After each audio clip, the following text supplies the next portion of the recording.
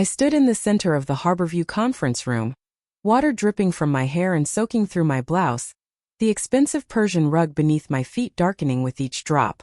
My mother held an empty crystal pitcher in her perfectly manicured hands, her chest heaving with anger. My father sat behind his mahogany desk, arms folded across his custom suit, his face carved from stone. Brandon leaned against the floor-to-ceiling windows, his reflection sharp against the Seattle skyline, wearing that smirk he'd perfected since we were kids. The check they'd slid across the table moments before the water hit my face sat there mocking me. $250,000. My signature line waiting at the bottom like an open grave. "Pay us back," my father had said, his voice cold enough to freeze the rain outside. "For everything we invested in you. Everything you squandered." I didn't reach for a towel. I didn't wipe my face. I just smiled, slow and deliberate, because tucked inside my jacket pocket was a single key. And what that key unlocked was going to shatter everything they thought they knew. Before we jump back in, tell us where you're tuning in from. And if this story touches you, make sure you're subscribed because tomorrow, I've saved something extra special for you. The meeting had started calmly enough, which should have been my first warning. My father never invited me anywhere without a reason, and calm was just another strategy in his playbook. The email had arrived 3 days earlier. Subject line blank, message brief. Family meeting Thursday 4 p.m. Harborview Conference Room. Attendance mandatory. I almost deleted it. Almost. But something about the timing felt deliberate. Grandpa Jimmy had passed away 2 weeks before, and the funeral had been a study in controlled grief.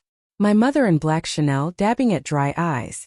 My father shaking hands like he was closing deals. Brandon on his phone half the time, probably texting his latest girlfriend or checking stock prices. I'd stood apart from them near the back watching the small crowd that had gathered. Most were business associates, people who knew my grandfather only as James Chan, successful contractor, generous donor to local charities. They didn't know Jimmy, the man who taught me how to mix concrete when I was 7, who took me to construction sites on Saturdays and let me wear a hard hat 3 sizes too big. They didn't know the man who slipped me $20 bills and told me to buy something that made me smile, not something practical. The conference room smelled like leather and ambition, the kind of space designed to intimidate. Floor-to-ceiling windows offered a view of Elliott Bay, the ferries cutting white lines across gray water. Rain streaked the glass, blurring the city into watercolor impressions. I'd arrived exactly on time, not early enough to seem eager, not late enough to give them ammunition. My mother was already seated, scrolling through her phone, probably scheduling her next wellness retreat or meditation workshop. She'd reinvented herself 5 years ago after my father's business exploded in value, trading country club lunches for green smoothies and yoga retreats. She still spent money like water, just with better branding now. Brandon stood by the coffee station, pouring himself a cup from the French press, adding cream with the precision of someone who'd been trained to perform every action with confidence. He was 32, 4 years older than me, and he'd spent every one of those extra years reminding me that he was the heir apparent, the one who understood the family business, the one who mattered. My father entered last because of course he did.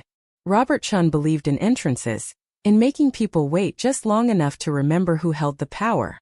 He wore a charcoal suit, crisp white shirt, no tie because ties were for people who needed to prove something. He'd built Chen and Associates from the ground up, leveraging my grandfather's modest contracting success into a real estate empire that stretched across the Pacific Northwest.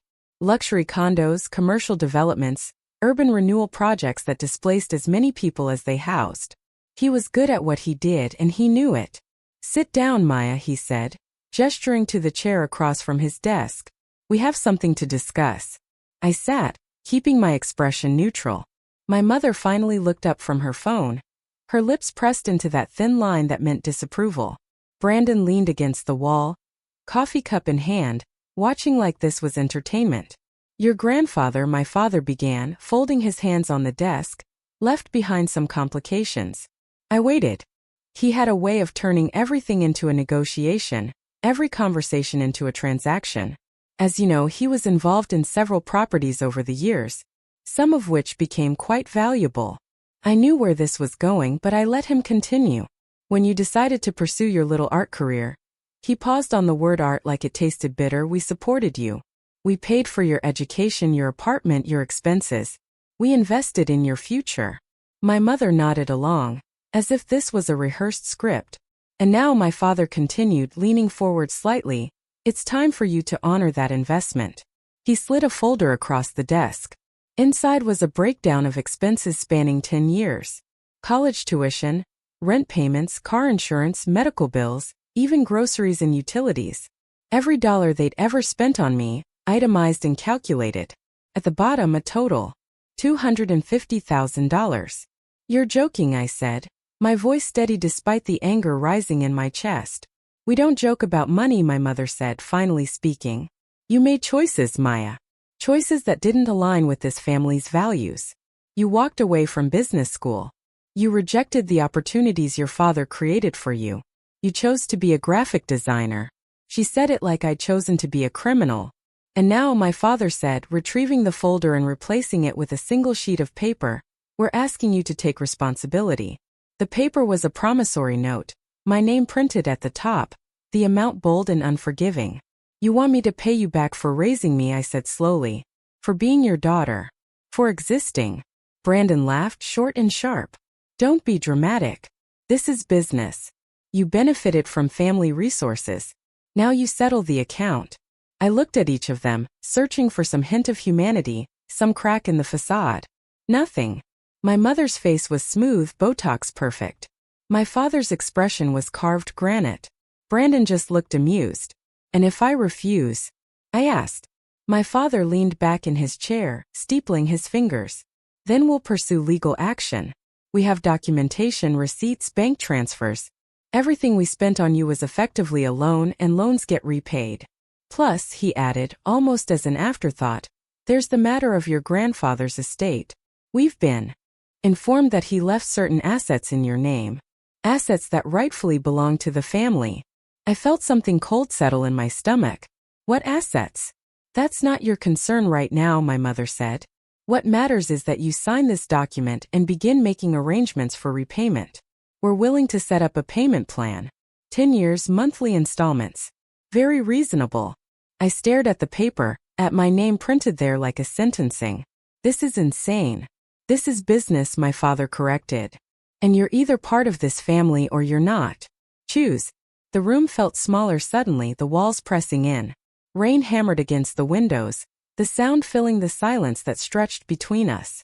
I thought about Grandpa Jimmy, about the last conversation we'd had before he got sick. He'd taken me to the original Chun house in Ballard, the one he'd built with his own hands in the 1960s. We'd sat on the porch drinking tea, watching the neighborhood transform around us. New condos rising where old shops used to be. Coffee places replacing corner stores. This house, he'd said, gesturing with his cup, your father wants me to sell it. Says it's sitting on a gold mine. Developers are circling, offering crazy money. I'd asked him why he didn't sell, why he stayed in a neighborhood that was pricing out everyone who'd built it. Because some things aren't about money, he'd said. Some things are about remembering who you are. He'd looked at me then, really looked at me, and said something I hadn't understood at the time. I'm making sure you remember too. When the time comes, you'll know what to do. I stood up, the chair scraping against the floor. I need time to think about this. You have until Monday, my father said. Sign the note or we file suit Tuesday morning. And Maya, he added as I turned toward the door, don't think about running to some lawyer. We have the best legal team in the city. This is a courtesy conversation. The smart move is to cooperate. I walked to the door, my hand on the handle, when my mother's voice stopped me. One more thing. She stood, smoothing her dress, and walked to a side table where a crystal pitcher of water sat sweating in the heated room. You've always been ungrateful. Always thought you were special, different, better than the family that gave you everything. She lifted the pitcher. And for a second I didn't understand what was happening. Then the water hit me, cold and shocking, soaking through my clothes and running down my face. That's what we think of your choices, she said, setting the pitcher down with a soft clink. That's what we think of you. Brandon laughed again, louder this time. My father just watched, his expression unchanged. I stood there, dripping, feeling the water pool in my shoes trickle down my spine. And something in me shifted, settled, hardened into something unbreakable. I smiled, slow and deliberate, reached into my jacket pocket, and felt the small brass key Grandpa Jimmy had given me 3 months before he died. They thought they held all the cards. They thought I was cornered, desperate, alone. They had no idea what was coming. "I'll see you Monday," I said quietly and walked out, leaving a trail of water behind me like breadcrumbs leading back to their mistake. I drove back to Capitol Hill in silence, my clothes still damp, the heater in my old Honda struggling against the cold that had settled into my bones. The windshield wipers beat a steady rhythm, clearing rain that fell harder now, turning the city into smeared lights and shadows. My hands gripped the steering wheel tight enough that my knuckles went white, but my mind was surprisingly calm.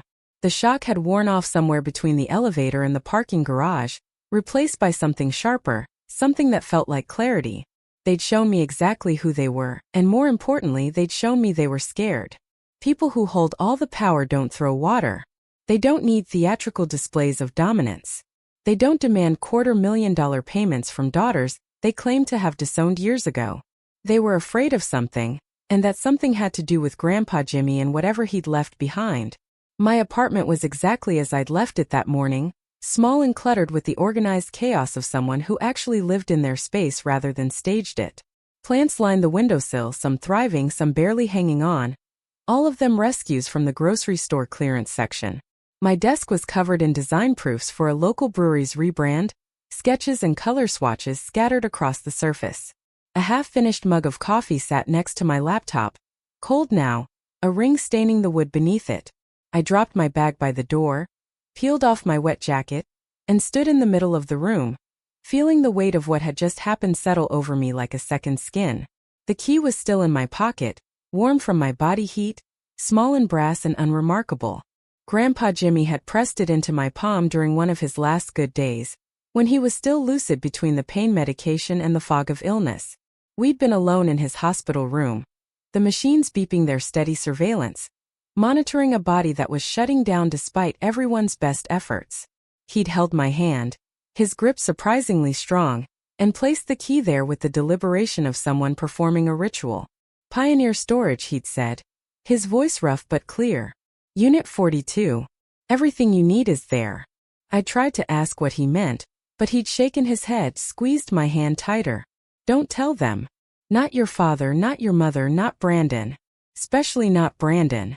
He closed my fingers around the key. "They're going to come after you. After I'm gone, they're going to try to take everything. But I made sure you'd have what you need to fight back." I hadn't understood then. I thought maybe he was confused, mixing up memories, seeing threats that didn't exist. But he'd been perfectly clear, perfectly aware. "Promise me, Maya. Promise you won't open it until they make their move. You'll know when." I'd promised, tucked the key away, and tried not to think about what it meant that my grandfather was preparing me for war with my own family. Now, standing in my apartment with water still dripping from my hair, I understood. This was the move he'd warned me about. The promissory note, the itemized expenses, the legal threats. This was them showing their hand, and it was time for me to see what cards Grandpa Jimmy had dealt me. I changed into dry clothes, made fresh coffee, and sat at my desk with my laptop open. The key sat next to my mouse, catching the light from my desk lamp.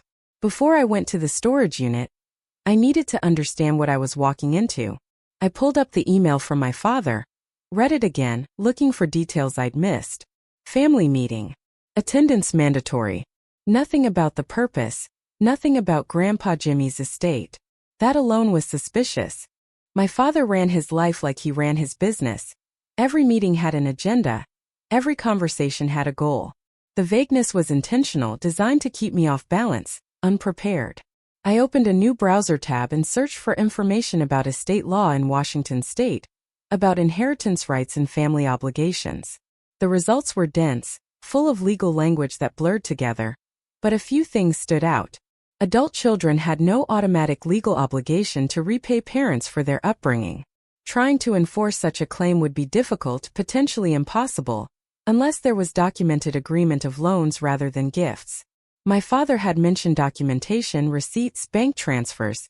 Had they really kept records of every dollar spent on me, or was that a bluff? I spent 2 hours going through old emails, searching for any communication about money, any indication that what they'd given me was considered a loan rather than parental support. Nothing. Every tuition payment had come with lectures about responsibility and gratitude, but never with terms, never with interest rates or repayment schedules. Every rent check had arrived with criticism about my choices, but never with documentation suggesting I was accruing debt. If they wanted to claim I owed them money, they'd have to prove intent to create a debtor relationship, and from what I could find in my records, that proof didn't exist. Which meant the promissory note was pressure, not legitimate legal action. They wanted me to sign away my rights to something to acknowledge a debt that would give them leverage. But leverage for what? I pulled up property records for King County, typed in my grandfather's name. The results loaded slowly, my internet struggling against the storm that was hammering the city. When the page finally resolved, I stared at the screen, reading the information twice to make sure I understood what I was seeing. James Chun owned 6 properties in Seattle. 6. The house in Ballard I knew about, the one he'd built and lived in for 50 years. But there were 5 others scattered across the city, all purchased decades ago when the neighborhoods were working class and affordable. Beacon Hill, Georgetown, Columbia City, Lake City, Greenwood. Every single one of them was now in areas that had exploded in value, where developers were buying up old houses and building luxury townhomes, where tech workers were flooding in and displacing everyone who'd built the community. Grandpa Jimmy had quietly assembled a real estate portfolio that had to be worth millions. And according to the county records, every single property was held in a trust, the James Chun Family Trust. I clicked through to the trust documents, public record filed years ago. The trust had been established in 1998, with James Chun as trustee. Upon his death, control would pass to a successor trustee, someone he'd named in the trust paperwork. I scrolled down looking for the name, my heart hammering against my ribs. Successor trustee. In the event of James Chun's death or incapacitation, trustee powers transfer to Maya Lin Chun. My name. Right there in legal language filed with the county more than 25 years ago. I would have been 3 years old when he created this trust, barely able to write my own name, and he'd already decided I would be the one to inherit control. Preparing and narrating this story took us a lot of time, so if you are enjoying it, subscribe to our channel, it means a lot to us. Now back to the story. Not my father. Not Brandon. Me. I sat back in my chair, coffee forgotten, staring at the screen. This was what they wanted. This was why they'd ambushed me with the promissory note and the threats and the theatrics. Grandpa Jimmy's estate hadn't been fully settled yet, and they were trying to leverage me into signing away my rights before I understood what I had. If I signed that promissory note, acknowledging a debt I couldn't possibly pay, they could use it to argue I was financially unstable, unable to manage the trust, unfit to serve as trustee.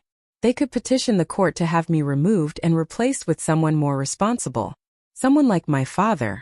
The whole thing was a setup, carefully constructed, timed to hit me while I was grieving, before I had a chance to talk to lawyers or understand my rights. They'd counted on me being overwhelmed, isolated, desperate enough to cooperate. But Grandpa Jimmy had known. He'd known exactly what they'd do, and he'd prepared for it. The key in my pocket suddenly felt heavier, more significant. If the trust was public record, then whatever was in that storage unit was something else, something he'd kept private, hidden, protected. I checked the time. Almost 7. The storage facility's office would be closed, but the units were accessible 24 hours with a key code. I could go now tonight, see what he'd left for me. But something made me hesitate. If my family was watching me, and after that performance today I had to assume they were, showing up at a storage unit the same evening they tried to intimidate me into signing away my rights would be suspicious. They'd follow me, see where I went, potentially interfere before I understood what I was dealing with. I needed to be smarter than that. I needed to act like someone who'd been defeated, who was considering their options, who didn't know about the trust or the properties or the fact that I held cards they desperately wanted to take away. I closed the laptop, finished my coffee, and walked to the window. The rain had eased into mist. The kind of Seattle weather that wasn't quite rain but left everything damp and shining. Across the street, a silver sedan was parked with its engine running, exhaust puffing into the cold air. I'd noticed it when I came home, hadn't thought much of it then. But it was still there, and nobody sat in a running car for 3 hours in this weather unless they had a reason. I stepped back from the window, careful not to make it obvious I'd noticed. My apartment was on the third floor, good visibility of the street, which meant good visibility into my apartment if someone was watching with the right equipment. I grabbed my phone, opened the Notes app, and typed out everything I'd learned. The trust, the properties, the successor trustee designation. If something happened to me, if my family escalated beyond legal threats, I wanted a record. I emailed the notes to myself, then to 3 different email addresses I use for backup. Then I called the one person I trusted to tell me if I was being paranoid or appropriately cautious. Vanessa Park answered on the second ring. Her voice bright despite the late hour. Maya, hey. What's up? I need advice, I said, keeping my voice low even though I was alone. Legal advice. The brightness dimmed. What happened? I gave her the abbreviated version. The meeting, the promissory note, the threats, the water. I left out the trust and the storage unit not because I didn't trust Vanessa, but because the fewer people who knew, the safer that information would be. Vanessa had been my roommate in college before she went to law school and I went to design school. Before our paths diverged, but our friendship remained. She worked at a small firm now, doing family law and estate planning, exactly the kind of expertise I needed. That's insane, she said when I finished. They can't actually enforce a claim like that. Not without proving the money was loaned with expectation of repayment. Do they have documentation? They claim they do, I said. But I've been through my emails, my records. I never signed anything, never agreed to terms. Everything was just given to me like normal parental support. Then they're bluffing, Vanessa said firmly. Or they're hoping you don't know enough to call their bluff. Either way, don't sign anything. Don't acknowledge any debt. If they file suit, we'll fight it and we'll win. What about my grandfather's estate? I asked carefully. Could they use this to interfere with inheritance? Vanessa was quiet for a moment. If you're named in the will, they'd need grounds to contest it. Being in debt wouldn't be enough. But if they could argue you're financially irresponsible or unfit to manage assets, that might give them an opening. They'd still have to prove it in court, and that's an uphill battle. But it could tie things up, delay distribution, create complications. Exactly what I'd thought. They didn't need to win. They just needed to create enough chaos to maintain control. Have you talked to the estate lawyer? Vanessa asked. Do you know what your grandfather left you? Not yet, I lied. The will reading is scheduled for next week. Okay, Vanessa said. Here's what you do. Don't respond to their demands. Don't sign anything. Don't engage. If they contact you again, forward everything to me. In the meantime, talk to the estate attorney, understand your rights, and document everything. If they're watching you, if they're following you, that's harassment. We can use that. I felt some of the tension ease from my shoulders. Thank you, Vanessa. I mean it. That's what friends are for, she said. And Maya, seriously, be careful. If they're desperate enough to try something this aggressive, they might escalate. Make sure you're safe. I promised I would be, ended the call and looked back at the window. The silver sedan was gone, but that didn't mean much.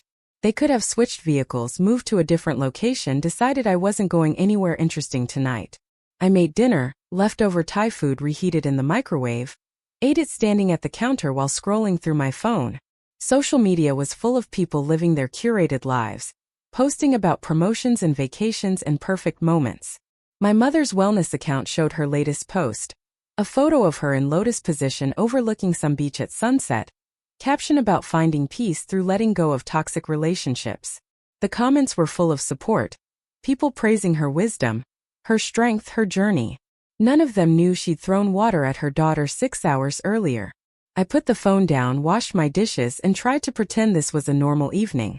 But normal had evaporated the moment that water hit my face, and I wasn't sure it was ever coming back. The key sat on my desk, waiting, and I knew that tomorrow I'd have to use it. Tomorrow I'd have to see what Grandpa Jimmy had hidden away, what ammunition he'd left me for this fight. But tonight I just needed to breathe, to think, to prepare for whatever came next. I changed into pajamas, brushed my teeth, went through the motions of routine. But when I climbed into bed and turned off the lights, sleep didn't come easily. I lay there in the dark, listening to the city sounds filtering through the window, the distant sirens and car engines and voices of people walking home from bars. I thought about my grandfather, about the trust he'd placed in me decades before I was old enough to understand what trust meant. I thought about my family, about how money and property could turn people into strangers, How blood meant nothing when real estate meant millions. And I thought about Monday, about the deadline they'd given me, about how they expected me to show up defeated and ready to cooperate. They were going to be disappointed. The next morning dawned gray and wet, typical Seattle spring weather that couldn't decide between rain and sun. I woke early, made coffee, and forced myself to eat breakfast even though my stomach was tight with anticipation. The key was where I'd left it, on my desk, and I picked it up while I drank my coffee, feeling the weight of it, the promise it represented. Pioneer Storage was in the industrial district south of downtown, a sprawling complex of orange and white buildings surrounded by chain-link fencing. I'd driven past it 100 times, never paying attention, never knowing my grandfather had hidden something there. I needed to go today before Monday's deadline, before whatever my family had planned next. But I also needed to be careful to make sure I wasn't followed, to keep this secret until I understood what I was protecting. I spent an hour mapping out a route, planning stops, ways to check if anyone was tailing me. I felt ridiculous, like I was in a spy movie, but Vanessa's warning echoed in my head.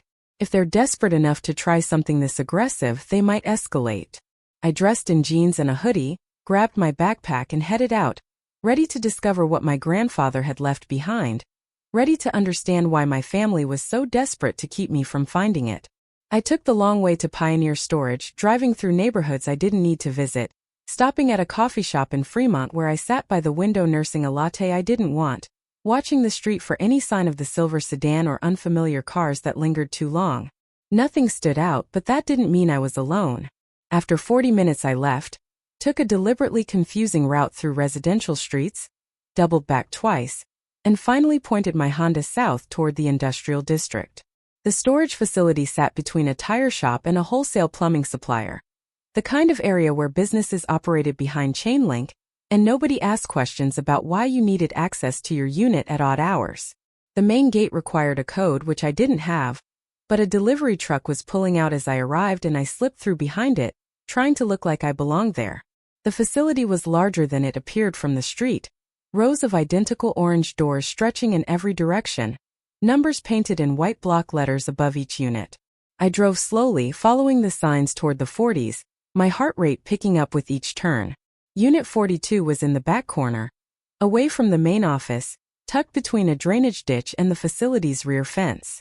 Privacy, I realized. Grandpa Jimmy had chosen a location where someone could come and go without being easily observed from the street or office. I parked directly in front of the unit, killed the engine, and sat for a moment, gathering my nerve. The key felt slick in my palm, warm from being clenched too tight. Around me the facility was quiet, just the distant sound of traffic on the highway and the metallic tick of my cooling engine. I got out, approached the unit, and slid the key into the padlock. It turned smoothly, well-oiled, recently used. The lock fell open and I lifted the rolling door, metal scraping against metal, revealing darkness that smelled like cardboard and dust and something else, something that reminded me of my grandfather's workshop. I found the light switch just inside the door, fluorescent tubes flickering to life and illuminating a space about 10 feet by 10 feet, climate-controlled and surprisingly organized. Metal shelving lined 2 walls, plastic bins stacked and labeled in my grandfather's careful handwriting. A small wooden desk sat in the corner, the kind with multiple drawers and a surface scarred from decades of use. I recognized it from his workshop, remembered doing homework there as a kid while he worked on projects, the smell of sawdust and coffee mixing in the air. On the desk sat a single cardboard file box, my name written across the top in black marker. Maya. Nothing else, just my name, like he'd known exactly when I'd find it, like he'd been waiting for this moment as much as I had. I stepped inside, pulled the door down behind me for privacy, and approached the desk with the feeling that I was stepping across a threshold into something I couldn't undo. The file box wasn't sealed, just closed with interlocking flaps, and I opened it with shaking hands. Inside were folders, at least a dozen of them, each labeled with dates and locations. I pulled out the first one, dated 2 years ago, labeled Beacon Hill Property. Inside were photographs, dozens of them, showing my father and Brandon meeting with men in expensive suits. The photos were taken from a distance, but the faces were clear, the body language unmistakable. Business meetings, deals being made. I flipped through them, confused about why my grandfather would photograph my father's business dealings, until I reached the documents tucked behind the photos. property transfer agreements signed by my father, selling the Beacon Hill house that according to public records still belonged to the James Chun Family Trust. The sale had happened 8 months ago, the buyer a development company I didn't recognize, the amount listed as $4.2 million. But the house still showed as trust property in the county records, which meant the sale was either fraudulent or the records hadn't been updated. I set that folder aside and opened the next one. Georgetown property dated 18 months ago. Same pattern. Photos of meetings, transfer documents, sale agreements. This time for $3.8 million. Another property that supposedly still belonged to the trust. My hands weren't shaking anymore. They were steady now, certain, as I opened folder after folder and found the same story repeated. My father had been selling my grandfather's properties, forging trust documents, pocketing millions of dollars from assets he didn't own. 5 properties sold over the past 3 years, nearly $20 million in fraudulent transactions. And my grandfather had documented every single one. The photos alone were damaging, but combined with the forged documents, the inconsistencies between the sales and the public records, this was evidence of systematic theft. This was fraud on a scale that could destroy my father's business, send him to prison, unravel everything he'd built. I sat down in my grandfather's chair, the reality of what I'd found settling over me like weight. Grandpa Jimmy had known. He'd known for years what my father was doing, and instead of confronting him, instead of calling the police or exposing him publicly, he'd quietly documented everything and waited. Waited for the right moment, the right person to give this evidence to. He'd given it to me. I opened the desk drawers, finding more files, more documentation. Bank statements showing deposits into my father's personal accounts that corresponded with the property sales. Email printouts showing conversations between my father and Brandon discussing the sales, referring to the properties casually, like they owned them outright. Corporate documents for the development companies that had purchased the houses, showing my father as a partial owner, meaning he'd sold the properties to himself through shell companies. The level of planning, the deliberate fraud was staggering. And through all of it, my grandfather's meticulous documentation tracked every step. The bottom drawer held something different. A leather journal, the kind with unlined pages and a strap that buckled closed. I opened it and recognized my grandfather's handwriting immediately, the same careful script from the letters he used to leave me when I was younger. The first entry was dated 5 years ago. I discovered today that Robert has sold the Columbia City house. I don't know how he managed to forge the trust documents, but the sale went through and the money disappeared into his company accounts. I should have seen this coming. I knew he was angry that I made Maya the successor trustee, but I didn't think he'd resort to theft. I kept reading page after page of entries documenting my grandfather's growing awareness of the fraud, his investigation into the extent of it, his decision to gather evidence rather than confront. One entry from 3 years ago stood out. Robert came to see me today. Demanded I change the trust, make him the successor trustee. Said I was being foolish leaving everything to Maya. That she doesn't understand business, doesn't appreciate what the family has built. I refused. He threatened to have me declared incompetent, to take control of the trust through the courts. I told him to try. He doesn't know I've been watching him, doesn't know I have proof of what he's done. Let him think he's winning. Maya will have what she needs when the time comes. Tears burned in my eyes, but I blinked them back, kept reading. My grandfather had protected me, even knowing it might cost him, even as his own son stole from him. He'd chosen me over his son, over the easy path, over the temptation to believe family loyalty meant anything when millions of dollars were at stake. The final entry was dated 2 weeks before he went into the hospital for the last time. I'm running out of time. The cancer is moving faster than the doctors expected. I need to make sure Maya has everything she needs before I can't help her anymore. The storage unit is ready, the key is ready. She just needs to know when to use it. Robert will move fast once I'm gone. He'll try to intimidate her, threaten her, maybe worse. But she's stronger than he thinks. She's always been the strong one. The one who could walk away from everything and build her own life. That's why I chose her. That's why she'll win. I closed the journal, set it gently on the desk and let myself cry.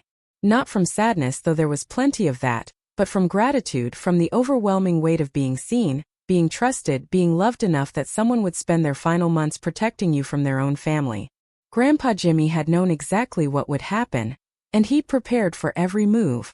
The promissory note, the threats, the deadline. He'd predicted all of it, and he'd given me the ammunition to fight back. I spent the next hour going through every file, every document, photographing everything with my phone, backing it up to cloud storage with passwords my family could never guess. I organized the evidence chronologically, created a timeline of the fraud, matched sale dates with deposits and corporate filings.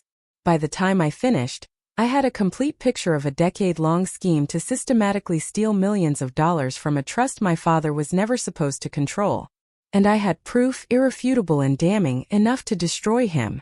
I packed everything back into the file box, added the journal on top and sealed it closed. This wasn't something I could leave here anymore. If my family suspected I'd found evidence, if they somehow discovered this storage unit, they might try to destroy it. I needed to keep it with me, or better yet, make copies and store them somewhere safe. I was loading the box into my car when my phone rang, the screen showing my brother's name. I almost didn't answer, but curiosity won.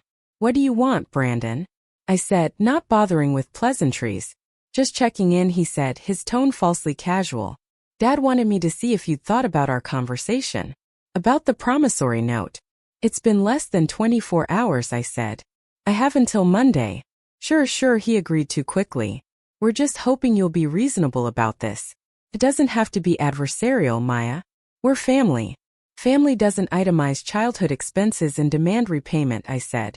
"Family doesn't throw water at each other in business meetings." He laughed, that same dismissive sound from the conference room. "Mom was upset. You know how she gets. Emotional." "It wasn't personal. Everything they did was personal, but I didn't say that." "I'll give you my answer Monday," I said. "Like we agreed." There was a pause, and when Brandon spoke again, his voice had an edge. "You're making a mistake, Maya. Dad has lawyers, resources, connections. You're one person with a graphic design business that barely pays rent. You can't win this." "We'll see," I said, and ended the call before he could respond.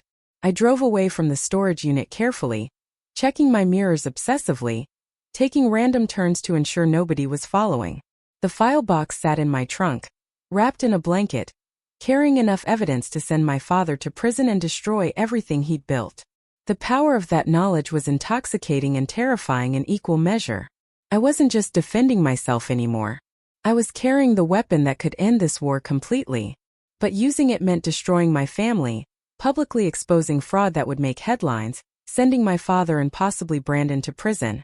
It meant burning every bridge, severing every connection, becoming the person who brought down the Chun family empire. I thought I'd be ready for that. I thought the anger from yesterday, the humiliation of standing there dripping water while they smirked, would make this easy. But driving through Seattle with evidence of my father's crimes in my trunk, I felt the weight of what came next pressing down on me. This wasn't just about winning. It was about choosing who I wanted to be, what kind of person walked away from this fight. I went home, parked in my usual spot, and carried the file box up 3 flights of stairs to my apartment. Inside, I set it on my desk, next to the trust documents I printed from the county website, and stared at it all. $20 million in fraud. A decade of theft. Evidence that could end my father's freedom. And the promissory note they wanted me to sign, the threat they'd used to try to control me. I opened my laptop and started writing. Not a legal document, not evidence compilation. Just a letter, the kind my grandfather used to write me.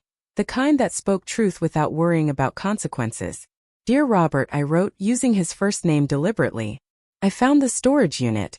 I found the files. I know what you've been doing for the past 10 years. I know about the properties you sold, the trust documents you forged, the millions you stole. Grandpa Jimmy knew too. He documented everything. Every meeting, every sale, every fraudulent signature. He gave it all to me. So here's what's going to happen. You're going to withdraw the promissory note. You're going to drop every threat, every legal action, every attempt to intimidate me into signing away my rights. You're going to transfer the successor trustee position to me officially, without contest, and you're going to stay far away from anything involving Grandpa Jimmy's estate." I paused, considering my next words carefully. "If you do this, if you walk away cleanly, I'll keep the evidence private. I won't file charges. I won't expose you. I won't destroy the business you built.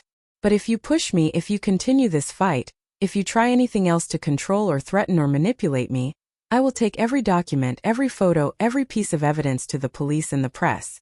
I will make sure the world knows exactly what Robert Chin is. A thief who stole from his own father. A fraud who built his empire on forgery. A man who valued money more than family. The choice is yours. You have until Monday. Same deadline you gave me. I read it 3 times, making sure the tone was right. Firm but not emotional. Clear about consequences without making threats I couldn't back up. Then I saved it as a draft. I wasn't ready to send it yet. Not until I'd talked to Vanessa, made sure I had copies of everything stored safely, prepared for whatever response might come. But writing it felt good. Felt like taking control back.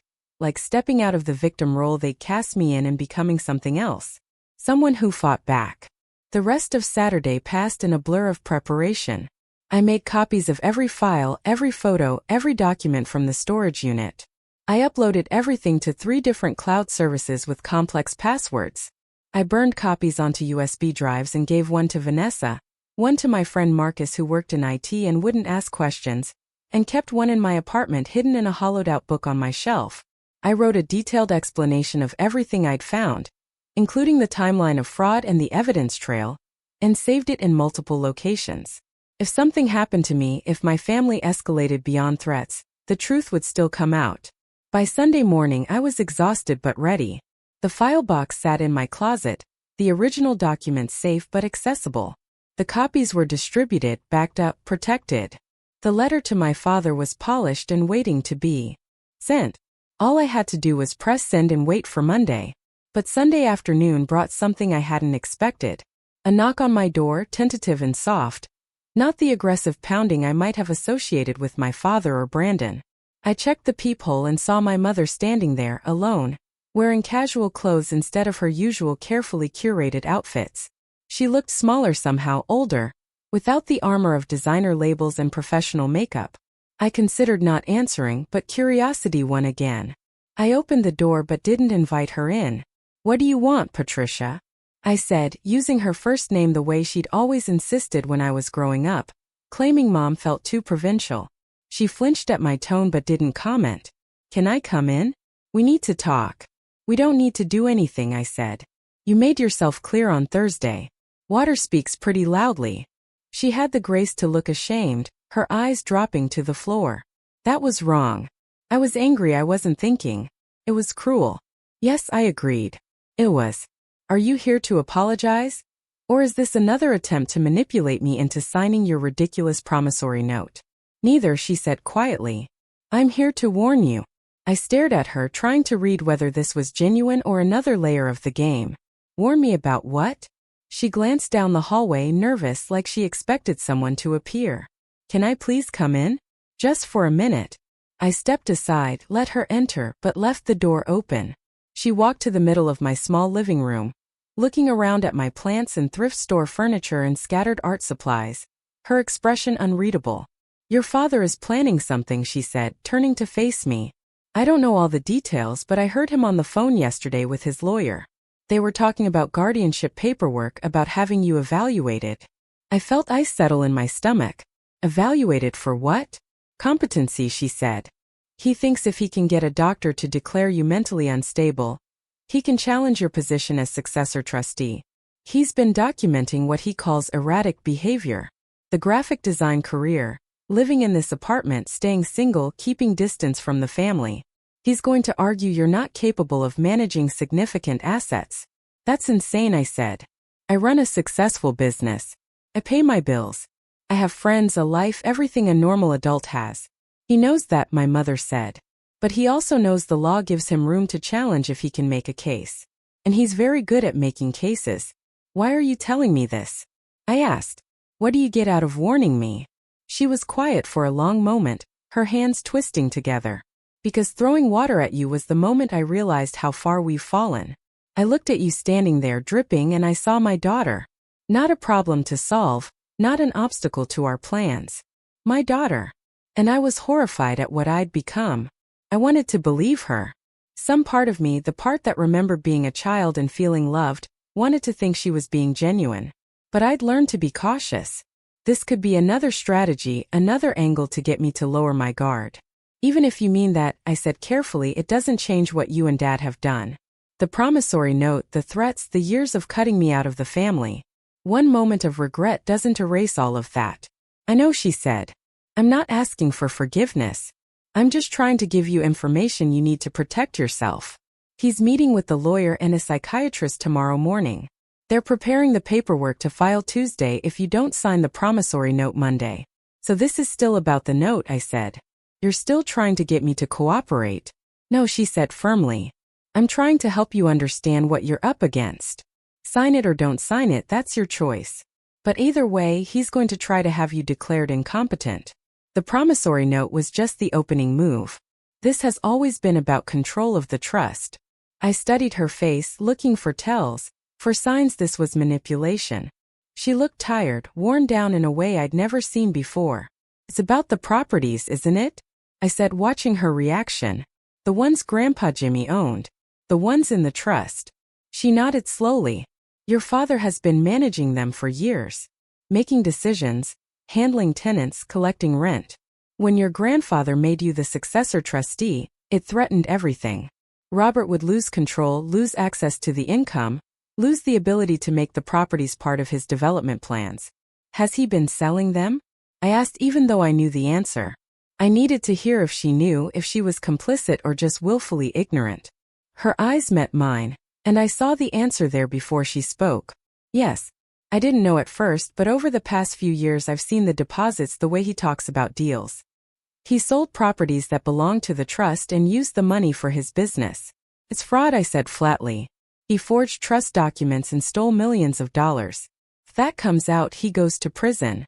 My mother wrapped her arms around herself, suddenly looking cold despite the warmth of my apartment. I know. That's why he's so desperate. It's not just about money anymore. It's about keeping everything hidden, maintaining control, making sure nobody looks too closely at what he's done. And you're the threat. You're the one person who could expose everything. So what happens if I sign the note? I asked. Does he stop? Does this end? She shook her head. I don't think so. I think he'll keep pushing until you're completely out of the picture. The note is just leverage. The competency challenge is the real play. If he can get you declared unfit, he becomes trustee, controls everything, and can continue covering his tracks. And you're okay with that? I asked. You're okay with him destroying me to protect himself? She looked at me, tears forming in her eyes. No, I'm not okay with any of this. That's why I'm here. I don't know how to stop him, Maya. He's my husband, he's Brandon's father, we're all tied to his success. If he falls, we all fall.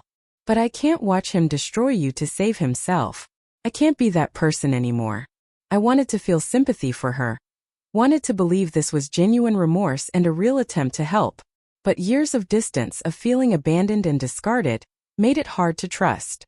What do you want me to do with this information? I asked. What am I supposed to do with the fact that my father is planning to have me declared mentally incompetent as part of covering up his crimes? Fight back, she said simply. You're stronger than he thinks. You always have been. That's why he's scared of you. Find a way to protect yourself, to expose him if you need to make sure he can't hurt you anymore. I have resources, I said carefully, not revealing what I'd found. I have options. Good, she said. Use them. Don't let him win. She moved toward the door, paused with her hand on the frame. I'm sorry, Maya. For all of it. For choosing his side. For not protecting you, for throwing that water. I'm sorry I wasn't the mother you deserved. She left before I could respond, her footsteps fading down the hallway, leaving me standing in my apartment with more questions than answers. Was she genuine, or was this another layer of manipulation? Did she really feel remorse, or was she trying to get me to reveal what I knew? I closed the door, locked it, and leaned against it, feeling the weight of everything pressing down. Tomorrow was Monday. Tomorrow I'd have to make my move. Send the letter, use the evidence, fight back with everything I had. And now I knew my father's plan, knew he was preparing to destroy my credibility, to have me declared incompetent, to eliminate me as a threat permanently. Grandpa Jimmy had given me the weapons. My mother, intentionally or not, had given me the intelligence. Now I just had to figure out how to use both without destroying myself in the process. Monday morning arrived cold and sharp, the kind of Pacific Northwest spring day where the sun pretended it might break through clouds that had no intention of parting. I woke at 5, having slept maybe 3 hours total, my mind cycling through scenarios and strategies and possible outcomes until exhaustion finally pulled me under just before dawn. The file box sat on my desk where I'd left it, a silent reminder of what I carried, what I knew, what power I held. I made coffee strong enough to taste like consequences, showered in water hot enough to feel like armor, and dressed in black pants and a gray sweater, professional without trying too hard. Someone who had their life together even if everything was falling apart. By 7 I was in my car, driving to Vanessa's office before she officially opened, using the key she'd given me years ago for emergencies. This qualified. She was already there when I arrived, sitting at her desk with case files spread across the surface, her dark hair pulled into a messy bun, reading glasses perched on her nose. She looked up when I walked in, took one look at my face, and immediately closed her laptop. What happened? Everything, I said, setting my bag down and pulling out the USB drive I'd prepared for her. I need you to look at something, and then I need you to tell me if I'm about to make the biggest mistake of my life or the smartest move I've got. She took the drive, plugged it into her computer, and spent the next 40 minutes in silence, clicking through files, reading documents, her expression growing darker with each page. When she finally sat back, she removed her glasses and rubbed her eyes. Maya, this is massive. This isn't just family drama or estate disputes. This is criminal fraud. Multi-million-dollar theft. If you take this to the authorities, your father goes to prison. I know, I said. That's why I need your advice. What do I do? Vanessa was quiet for a long moment, thinking through angles and implications the way lawyers do, seeing moves and countermoves I couldn't anticipate.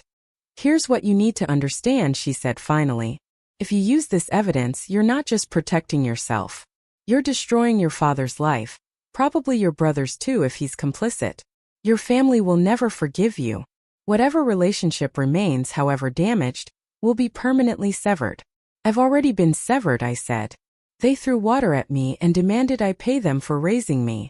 They're planning to have me declared mentally incompetent to steal what Grandpa Jimmy left me. There's no relationship left to protect. Maybe, Vanessa said. But there's a difference between being estranged and being the person who sent your father to prison. That's a line you can't uncross. Once you take that step, you're committed. Are you ready for that? I thought about my grandfather, about the journal entries documenting his own son's betrayal, about how he'd chosen to protect me over protecting Robert.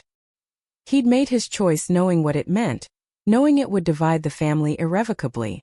He'd trusted me to have the strength to make the same choice. Yes, I said. I'm ready. Then here's what we do, Vanessa said, switching into lawyer mode. You don't go to the police first. You give your father one chance to walk away. You show him you have the evidence, make it clear what happens if he continues, and offer him the option to disappear quietly. No charges, no exposure, but he gives up all claims to the trust and leaves you alone permanently. Why give him that option? I asked. Why let him off when he deserves to face consequences? Because criminal prosecution takes years, Vanessa said.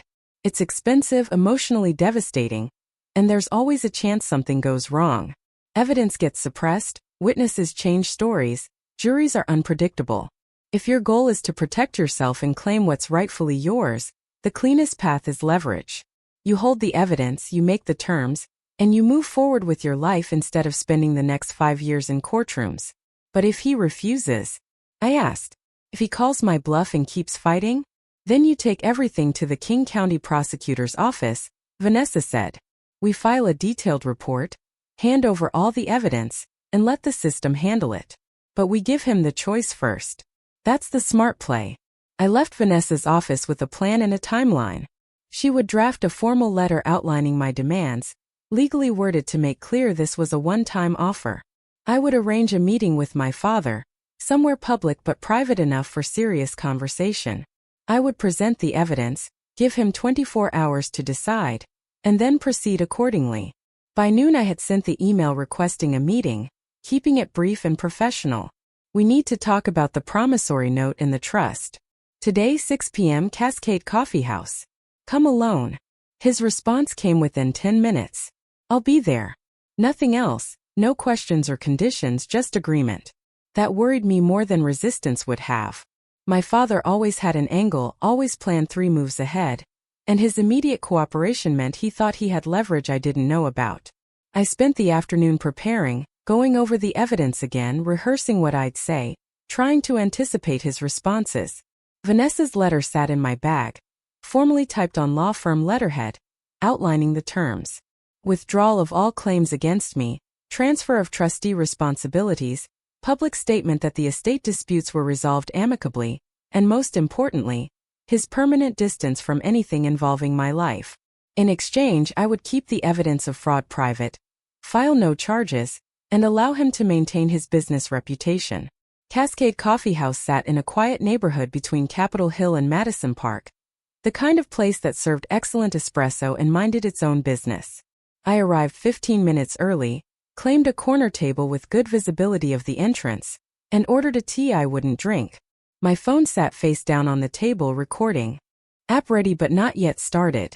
I wanted everything documented, every word preserved, insurance against future denials or manipulations. My father walked in exactly at 6, wearing business casual instead of his usual suit, an attempt to appear approachable. He spotted me immediately, wound his way through the scattered tables, and sat down across from me without ordering anything. His expression was carefully neutral, giving nothing away. "You wanted to talk," he said. "So talk."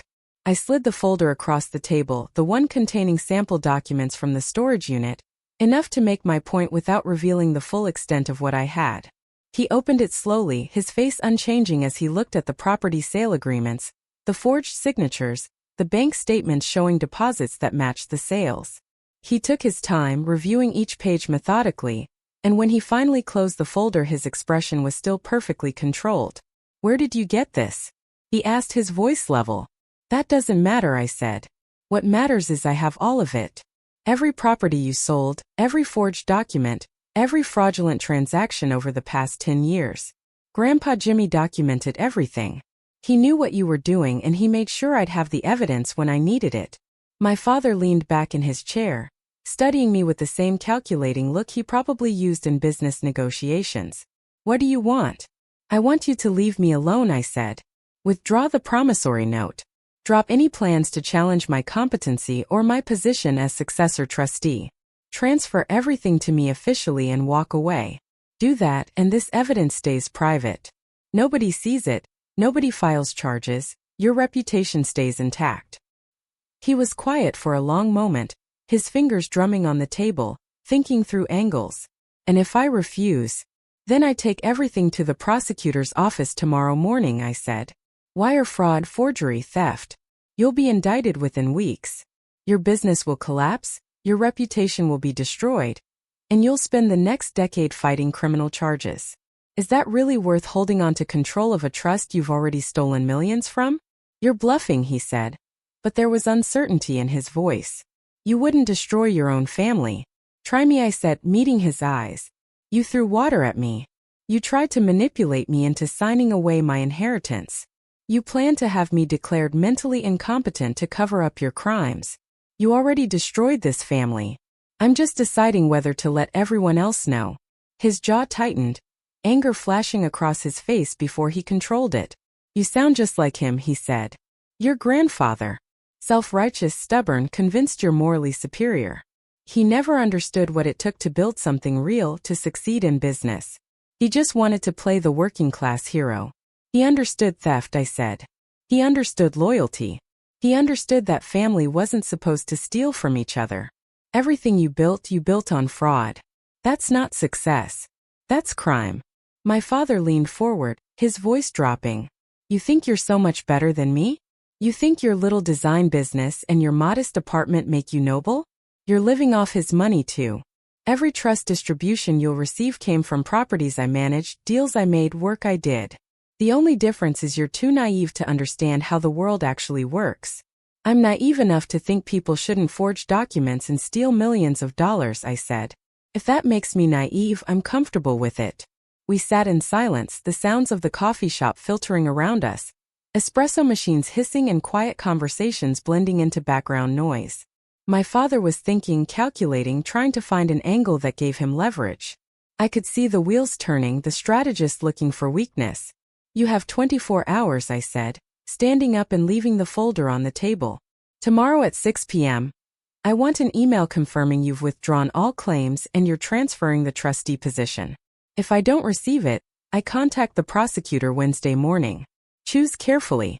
I walked out without waiting for his response, my heart hammering but my steps steady. The hard part was done. I'd made the offer, shown the evidence, drawn the line. Now I had to wait and see if he valued his freedom more than his pride. The answer came not at 6 p.m. Tuesday, but at 11 a.m., in the form of my brother Brandon showing up at my apartment door. I saw him through the peephole, standing in the hallway with his hands in his pockets, looking uncomfortable. I opened the door but blocked the entrance. "What do you want, Brandon?" "Dad sent me," he said. "He wants to talk terms." I already gave him the terms, I said. 24 hours, then I go to the prosecutor. Nothing's changed. He thinks there's room for negotiation, Brandon said. He's willing to transfer the trustee position, but he wants assurances. Written guarantees that you'll never use the evidence, never mention what you found. Legal protections. He wants me to sign away my ability to report crimes he committed, I said. That's not happening. The deal is simple. He walks away, I stay quiet. But I'm not giving up my right to use the evidence if he comes after me again. Brandon shifted his weight, uncomfortable. He's not going to agree to that. He needs certainty. Then he can face the alternative, I said. I'm not negotiating. He made his choice when he started stealing from Grandpa Jimmy. Now he lives with the consequences or he faces criminal charges. Those are his options. My brother looked at me like he was seeing me for the first time, really seeing me, not just the little sister he could dismiss or ignore. You've changed, he said.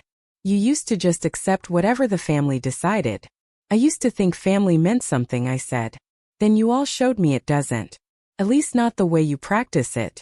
Now if you'll excuse me, I have work to do. Tell Dad the clock is still ticking. I closed the door before he could respond, leaned against it, and tried to calm my racing heart. They were testing me, trying to find weakness, looking for ways to maintain control even in defeat. But I'd learned from the best.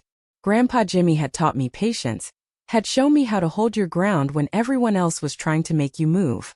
The rest of Tuesday crawled by in agonizing slowness, each hour feeling like 3. My phone silent except for work emails and a text from Vanessa asking for updates. I told her about Brandon's visit, about my father's attempt to renegotiate. She approved of my response, said holding firm was the right move, said men like my father respected strength more than flexibility. By 5 p.m. I was pacing my apartment, unable to focus on work, unable to do anything except watch the clock and wait. 6 p.m. came and went. No email, no message, nothing. I gave him until 7, then 8, telling myself he was just making me wait, just trying to maintain some illusion of control by being late. At 8:30 my phone finally rang.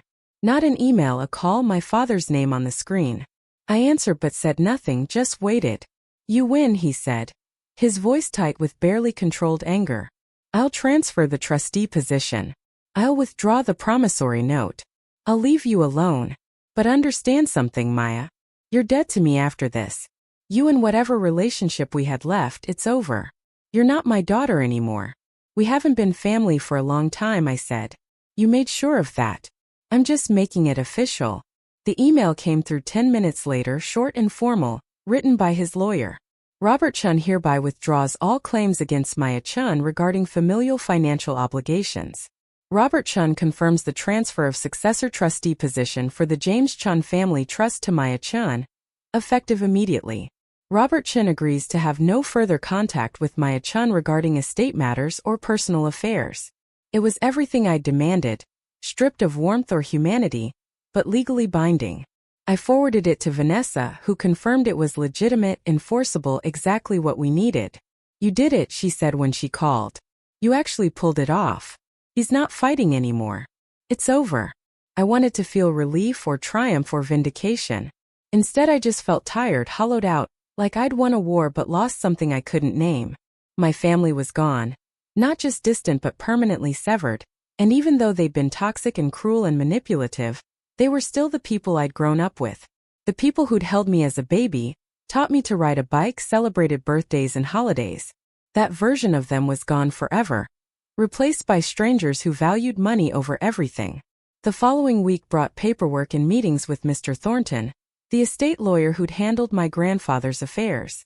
He reviewed the trust documents, confirmed my position as successor trustee, and walked me through what that meant. 6 properties across Seattle, all held in trust, worth conservatively $15 million in current market value, plus investments, savings accounts, and a small stock portfolio. The total estate was worth nearly $18 million, all of it now under my control.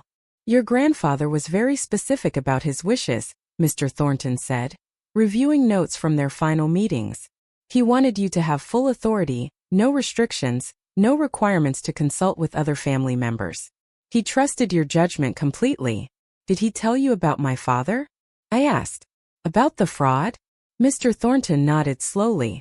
He suspected something was wrong for years, but he didn't have proof until near the end. He hired a private investigator, gathered evidence, and made sure everything was documented. He was very concerned about protecting you. He knew your father would challenge the trust, try to maintain control.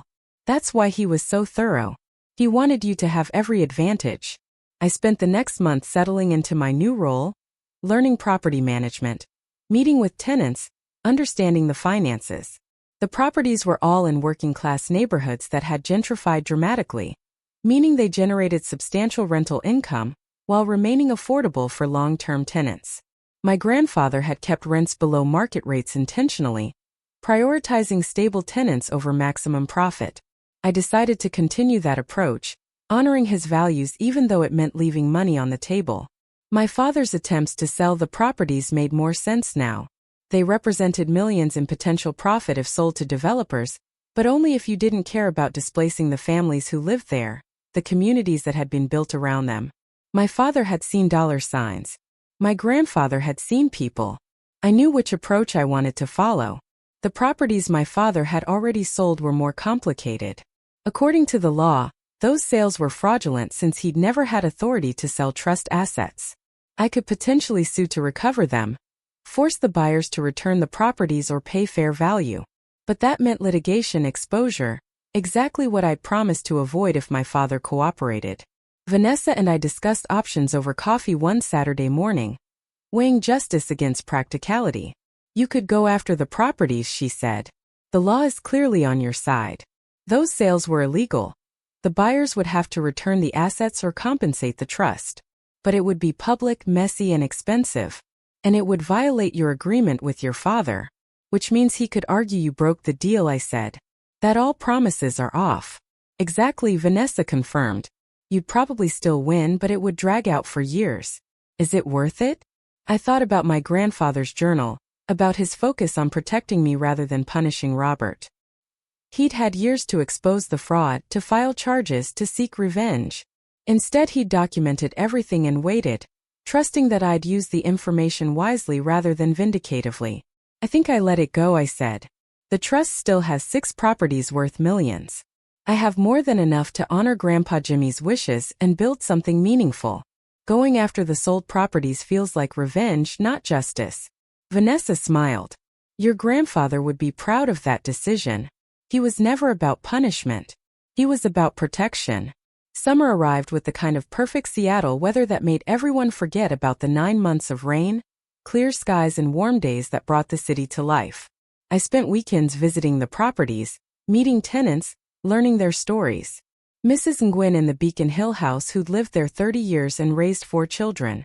The Martinez family in Georgetown who ran a small restaurant and lived above it. College students sharing the Columbia City house, splitting rent and building friendships. Each property held lives, stories, communities that my grandfather had quietly protected. I started making plans, real plans for the future instead of just surviving. One property had commercial space on the ground floor, currently vacant.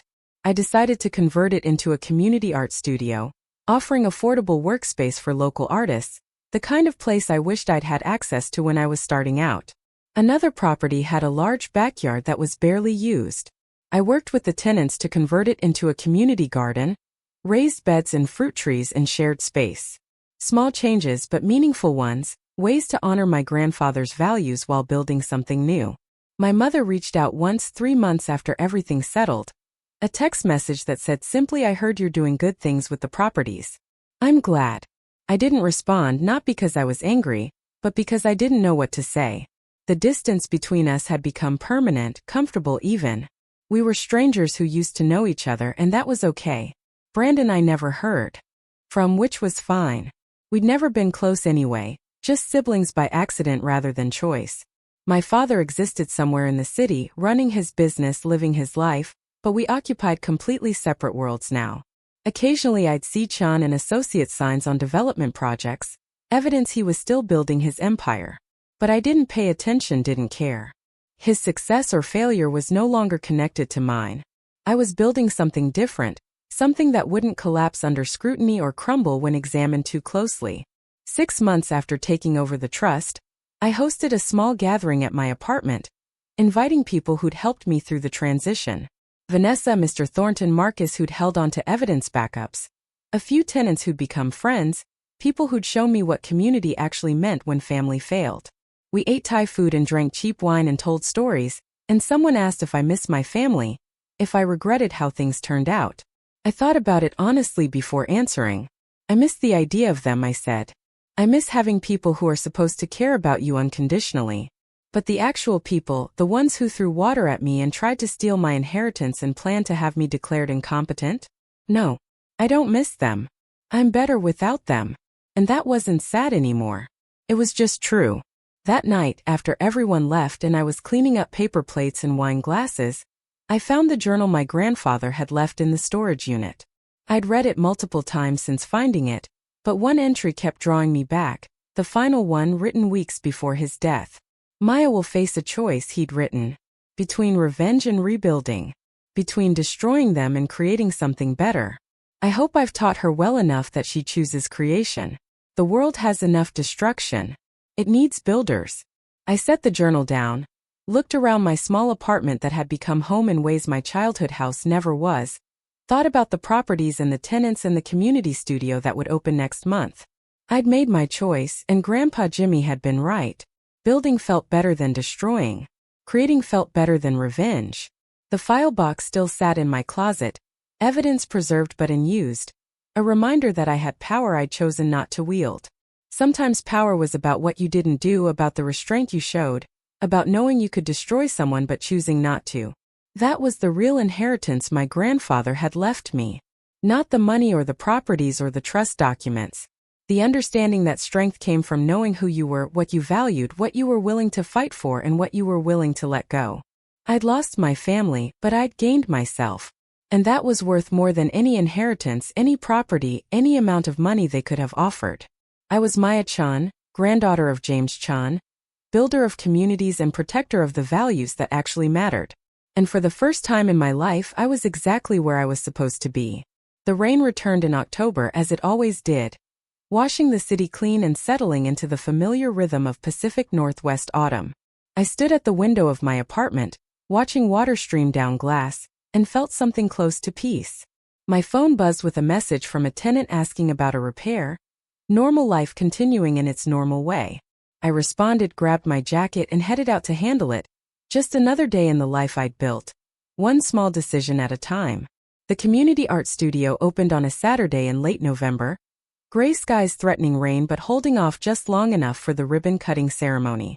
I'd invited everyone who'd helped make it happen, the contractors who'd renovated the space, the artists who'd given input on the layout, the neighborhood residents who'd shown up to planning meetings and offered suggestions.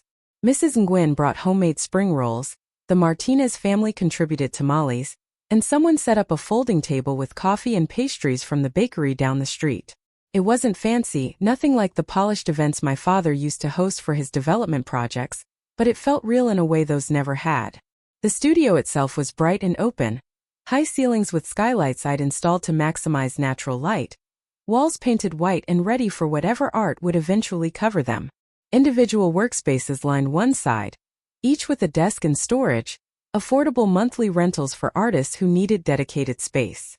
The other side was left open for classes and workshops, community events, and collaborative projects. Everything was scaled to accessibility rather than profit, Prices set to cover costs and maintenance but nothing more. A local journalist showed up. Someone from a neighborhood blog who'd heard about the project and wanted to cover it. She interviewed me while people explored the space, asking about my vision and what inspired the studio. I told her about my grandfather, about inheriting properties and wanting to use them in ways that honored his values, about believing that communities needed spaces for creativity just as much as they needed housing and businesses. She scribbled notes and asked follow-up questions, and I realized partway through that I was talking about legacy, about the difference between building things that lasted and building things that just made money. My grandfather had understood that distinction. He'd built houses that families lived in for generations, had maintained properties because people needed homes, not because real estate was an investment opportunity. The studio was my attempt to continue that approach, to create something that served the community rather than extracting value from it. The journalist seemed genuinely interested, asked for photos, and promised to publish the story within a week. I didn't think much of it until the article went live, and suddenly my phone was flooded with messages. The story had resonated beyond the neighborhood blog, getting picked up by larger Seattle publications, and eventually making it to local television news. The narrative was apparently compelling. Young woman inherits millions from grandfather, uses it to create community spaces instead of maximizing profit, chooses values over wealth. I hadn't thought of it that way, hadn't considered that what I was doing was unusual enough to be newsworthy, but apparently in a city increasingly defined by tech wealth and skyrocketing housing costs, the idea of someone actively choosing community over profit was noteworthy. The attention was uncomfortable at first, reporters reaching out for interviews, people I barely knew sending congratulations, strangers recognizing me at coffee shops and wanting to talk about the properties or the studio or my grandfather. I wasn't used to visibility, had spent most of my life trying to stay small and invisible, and suddenly being noticed felt exposing. But it also brought opportunities. Other property owners reached out asking for advice about community-oriented development. Nonprofit organizations wanted to partner on affordable housing initiatives. Artists from across the city applied for studio spaces, their portfolios and proposals filling my inbox with creativity and ambition. Vanessa called 3 days after the television segment aired, her voice mixing amusement with concern. "You're famous now," she said. "How does it feel?" "Weird," I admitted. "I just wanted to open a studio. I didn't expect all this attention." "That's because you're doing something genuine," she said. "In a city full of people talking about community impact while building luxury condos, you're actually following through. People notice authenticity. Just be careful," she added, her tone shifting. "Fame attracts attention, and not all of it will be positive. Your family might see these stories. They might have opinions about what you're doing with the properties. Let them have opinions," I said. "The trust is legally mine." They gave up any say when they walked away. "I know," Vanessa said. "I'm just saying stay vigilant. Your father doesn't like losing, and seeing you succeed where he failed might sting enough that he tries something." I promised I'd be careful, but privately I wasn't worried. 6 months had passed since our confrontation. Half a year of silence and distance that felt permanent. My father had his life, I had mine, and there was no reason for those worlds to collide anymore. I was wrong about that, but I wouldn't know it for another 3 weeks. December brought the kind of cold rain that Seattle did best, relentless and gray, turning the city into watercolor impressions of itself. I spent most days working from the studio now, having converted one of the workspaces into a small office where I could manage the properties and handle administrative work, while still being present for the artists who were slowly filling the space. The community was building organically, painters and sculptors and photographers who appreciated the affordable rent and supportive environment. They collaborated on projects, gave each other feedback, organized informal critique sessions that sometimes lasted late into the evening. It reminded me of what I'd hoped college would be: creative people supporting each other rather than competing, building something together rather than trying to succeed individually. One evening in mid-December, I was locking up the studio when a man approached from across the street, middle-aged and wearing an expensive coat, the kind of careful presentation that suggested business rather than art. He introduced himself as Richard Caldwell, senior partner at a development firm, and said he wanted to discuss a potential opportunity. "I'm not interested in selling," I said immediately, assuming that was the pitch. He smiled, the practiced expression of someone used to objections. I'm not here to buy. I'm here to propose a partnership. Your properties are in prime locations, neighborhoods with significant development potential. We could work together. Maximize the value while still maintaining your community focus. Affordable units on lower floors, market rate on upper floors. Everyone benefits. I've heard this pitch before, I said. It always ends with displacement and luxury condos. We're different, he insisted. We specialize in mixed-use development, genuine affordability, not just the minimum required by zoning codes. We could turn your properties into models for how development should work. I'm not interested, I repeated. The properties are fine as they are. They're serving the community effectively without redevelopment. He handed me a business card anyway. Think about it. The city is growing, property values are increasing. You could do a lot of good with the kind of resources a development partnership would generate.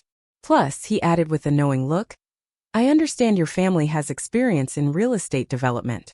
Perhaps they could advise you on the benefits of maximizing asset potential. I stared at him, understanding clicking into place. My father sent you, I said flatly. Caldwell's expression didn't change, but something in his eyes confirmed it. Robertson is a respected colleague, he said carefully. When he mentioned you might be interested in exploring development opportunities, I thought it was worth a conversation. Tell him I'm not interested, I said, handing the card back. Tell him the properties aren't for sale, aren't for development, and aren't any of his business anymore. And tell him if he sends anyone else to pressure me, I'll consider it a violation of our agreement and act accordingly. I walked away before Caldwell could respond, my hands shaking with anger I tried to control. 6 months of silence and my father was still trying to manipulate me, still trying to control assets he'd given up any right to, still convinced he could find an angle that would give him leverage. I called Vanessa from my car, explained what had happened. She swore creatively and promised to send a cease and desist letter to both Caldwell and my father, making clear that any further attempts to interfere with the trust would result in immediate legal action. Do you want me to threaten to release the fraud evidence? She asked. Make it clear what happens if he keeps pushing? Not yet, I said. Let's try the formal warning first. But if he doesn't back off, then yes, we remind him what I'm still holding. The cease and desist worked, at least temporarily. No more developers approached me, no more business cards from colleagues of my father. But the attempted interference reminded me that the distance I'd built wasn't necessarily permanent, that my father was still out there, still watching, still looking for opportunities to reassert control. I doubled down on documentation, kept meticulous records of every decision I made regarding the properties, every expense and improvement and tenant interaction. If my father ever tried to challenge my management of the trust, I wanted an unassailable record showing I was acting responsibly and in accordance with my grandfather's wishes. Christmas approached, my first holiday season completely disconnected from family. Previous years I'd at least received a token text message from my mother, some brief acknowledgement that we'd once been related. This year there was nothing, just silence that felt both liberating and lonely. I spent Christmas Eve at the studio, helping organize a community dinner where anyone in the neighborhood could come for free food and company. Artists contributed decorations, local restaurants donated supplies, and we set up long tables in the open workspace and invited everyone we could think of who might not have somewhere to go for the holiday. Nearly 60 people showed up. A mix of tenants from my properties, local residents, artists from the studio, people who'd just seen flyers and wanted to participate. Mrs. Nguyen taught a group of teenagers how to fold paper decorations. The Martinez family served tamales and told stories about Christmas traditions in Mexico. Someone set up a speaker and played music that ranged from traditional carols to jazz to indie rock. It was chaotic and loud and imperfect, nothing like the carefully staged holiday events my mother used to host, and it was exactly what I needed. This was family, I realized. Not the people you were born to, but the people you chose, the community you built through shared values and mutual support. These were people who showed up because they wanted to, not because obligation or social expectation demanded it. They were here because we'd created something together, a space and a community that felt worth celebrating. Late in the evening, after most people had left and a few of us were cleaning up, Marcus pulled me aside and handed me a small wrapped box. Early Christmas present, he said. You've earned it. Inside was a brass nameplate, the kind you'd mount on a door or desk, engraved with simple text. Maya Chun, Trustee, James Chun Family Trust. Underneath in smaller letters, Builder of Communities. I felt tears sting my eyes, unexpected and genuine. This is perfect, I managed to say. Thank you. You've done something real, Marcus said. Something your grandfather would be proud of. That matters more than any inheritance or property value. Keep building. I mounted the nameplate in my studio office the next day, positioning it where I'd see it every morning when I sat down to work. A reminder of who I was, what I was building, why it mattered. The new year arrived with the usual Seattle rain, the city settling into winter rhythms of gray skies and early darkness. I established routines, visiting each property weekly to check on maintenance issues and talk with tenants, spending mornings managing administrative work and afternoons at the studio, attending community meetings and planning sessions for neighborhood improvements. The work was constant but satisfying, the kind of meaningful engagement I'd never found in my previous life trying to build a design business while avoiding my family. I was building something bigger than myself now, something that would outlast me, something that honored the man who'd trusted me with this responsibility. In February, nearly a year after my grandfather's death and 10 months since the confrontation with my father, I received an unexpected letter. Not email, but an actual physical letter, delivered through the mail in a cream envelope with my name handwritten across the front. The return address was a law office I didn't recognize, and my first instinct was suspicion. I opened it carefully, half expecting some new legal threat or manipulation. Instead, I found a letter from my mother, dated 2 weeks earlier. Maya, it began, no greeting, just my name. I've been thinking about what to say to you for months now, and I've realized there are no words that adequately express what I need to say. So I'll just be direct. I'm sorry. I'm sorry for throwing water at you. I'm sorry for supporting your father's attempts to manipulate you into signing away your inheritance. I'm sorry for choosing loyalty to him over protection of you. I'm sorry for all the years before that, the ways we made you feel unwelcome in your own family, the times we criticized your choices instead of supporting your dreams. I'm sorry for not being the mother you deserved. The letter continued for 2 pages, outlining specific regrets and acknowledging harms I'd almost forgotten about, small cruelties that had accumulated over years into a wall of distance.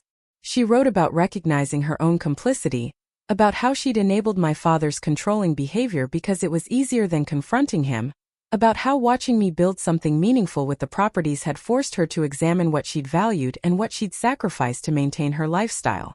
I'm not asking for forgiveness, she wrote near the end. I know I don't deserve it. I'm not asking to be part of your life again. I just wanted you to know that I see what you've accomplished, I understand what you've built, and I'm genuinely proud of you in a way I never expressed when it would have mattered. Your grandfather was right to trust you. You're doing exactly what he hoped you would. The letter ended with her signature. Nothing more. No phone number or invitation to respond. Just an apology sent into the void, not expecting anything in return. I read it 3 times, sitting at my desk in the studio, trying to untangle the complicated emotions it stirred up. Part of me wanted to dismiss it, to see it as another manipulation, too little too late. But part of me recognized something genuine in the words, something that felt like real accountability rather than performance. I didn't respond immediately. Instead, I tucked the letter into the journal my grandfather had left me. Another piece of the complicated story of family and inheritance and choosing who you become. Maybe someday I'd reach out to my mother. Maybe someday there'd be space for some kind of relationship built on honesty instead of obligation. But that day wasn't today. Today I had properties to manage, tenants to support, a community to build. The personal stuff could wait. Spring arrived gradually, the way it always did in Seattle. Rain giving way to longer days and occasional sun. Cherry blossoms exploding across the city in bursts of pink and white. The studio celebrated its 6-month anniversary with an open house, showcasing work from the resident artists, hosting demonstrations and workshops, inviting the community to see what we'd built. The turnout exceeded every expectation, people flooding the space throughout the afternoon, appreciating art and asking questions and expressing interest in similar projects in their own neighborhoods. By the end of the day I was exhausted but energized, reminded of why this work mattered, why choosing community over profit was worth the complications. That evening, after everyone had left and I was doing final cleanup, someone knocked on the studio door. I considered ignoring it, ready to be done for the day, but something made me check. Through the glass I saw an older woman, maybe 70s, wearing a practical jacket and carrying a canvas bag. I unlocked the door and she smiled warmly. "Maya-chan?" she asked, and when I nodded she continued. "I'm Dorothy Harrison. I knew your grandfather." My heart jumped, but I kept my expression neutral. "Please come in." We sat in the open workspace, surrounded by lingering traces of the open house, and Dorothy pulled a worn photo album from her canvas bag. "Your grandfather and my late husband were friends for over 40 years, she said, opening the album to show black and white photos of two young men in work clothes, standing in front of a partially built house. They started their contracting businesses around the same time, helped each other through the early years, stayed close even as their lives took different directions. I studied the photos, seeing my grandfather young and strong, full of the energy and determination that must have driven him to build everything he accomplished. Dorothy turned pages slowly, showing the progression of time, photos of the men with families at birthday parties at construction sites, always together, always supporting each other. "My husband passed 5 years ago," Dorothy continued. "Cancer like your grandfather. Before he died, he made me promise to give you something if I ever got the chance." She pulled an envelope from the album, similar to the ones my grandfather had left me, and handed it across. "Jimmy asked David to hold this in case something happened before he could give it to you himself. David held on to it all these years, and now I'm passing it along like he wanted." I opened the envelope carefully, finding a single page in my grandfather's handwriting. Maya read, "If you're reading this, it means Dorothy found you, which means I'm gone. I'm writing this as insurance, one more message in case the others don't reach you, in case your father finds ways to destroy what I've left behind. I want you to know that everything I did, every property I bought, every decision I made about the trust, was because I saw something in you that reminded me of who I was before I learned to compromise. You had integrity when you were 7 years old, making sure every kid at school got a turn on the swings. You had courage when you were 15, standing up for a classmate being bullied even though it cost you friendships. You had vision when you chose art over business school, when you picked meaning over money. Those qualities are rare, Maya. I wanted to make sure you had resources to build something with them, something that reflected your values rather than being forced to compromise because of economic pressure." The letter continued, offering advice about managing the properties, warnings about challenges I might face, encouragement for moments when the work felt overwhelming. His words were practical and loving in equal measure, the guidance of someone who'd lived long enough to understand what mattered and wanted to pass that wisdom along. The final paragraph made my throat tight. "You're going to be tempted to use the inheritance to prove something to your father, to show him you can be successful on your own terms. Don't fall into that trap. Build for yourself, for the community, for the values you believe in. His approval or disapproval is irrelevant. You don't need to prove anything to anyone. Just be who you are. Do work that matters and trust that it's enough. Because it is. You are enough exactly as you are." I folded the letter carefully, tucked it back into the envelope and looked at Dorothy. "Thank you for bringing this. It means everything." "Your grandfather was a good man," Dorothy said. "He loved you very much. Whatever you're building here," she gestured around the studio, "he would have been so proud." After she left, I sat alone in the studio, holding the letter, feeling the weight and gift of my grandfather's love across the distance of death. He'd planned for every contingency, left messages in multiple places, made sure I'd have guidance and support no matter what obstacles appeared. That kind of foresight, that depth of care, was its own inheritance, more valuable than any property or trust fund. Summer arrived with the perfect weather that made everyone remember why they tolerated 9 months of rain, long days and warm evenings that brought the city to life. The studio thrived, operating at full capacity with a waiting list of artists hoping for space. The properties remained stable, tenants happy, maintenance current, communities building around each location. I'd found a rhythm, a way of working that felt sustainable rather than overwhelming, meaningful rather than obligatory. One evening in July, I received a text from an unknown number. "This is Brandon. Can we talk?" I stared at the message for several minutes, debating whether to respond. My brother and I hadn't spoken since he'd shown up at my apartment trying to negotiate terms for our father. Nearly a year had passed, an entire cycle of seasons, and I'd grown comfortable with his absence. But curiosity won, the way it always seemed to with my family. I agreed to meet him at a neutral location, a park near Green Lake where we could walk and talk without the pressure of sitting across a table staring at each other.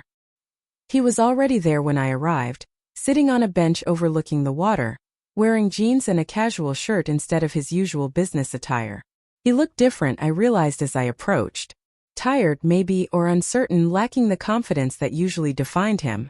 "Thanks for meeting me," he said as I sat down, leaving space between us.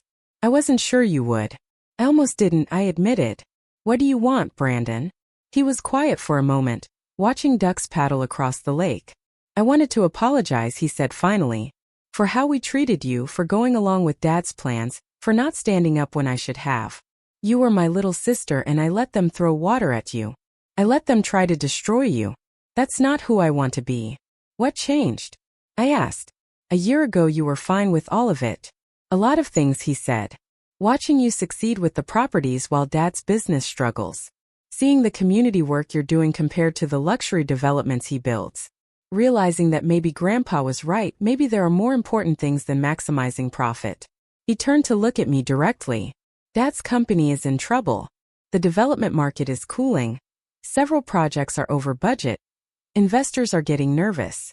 He's been cutting corners, taking risks, doing exactly what Grandpa always warned against. I've been watching him become someone I don't respect, and it made me think about who I want to be. I'm trying to decide if I believe you," I said. "If this is genuine or if it's another angle, another way to get access to the trust or the properties."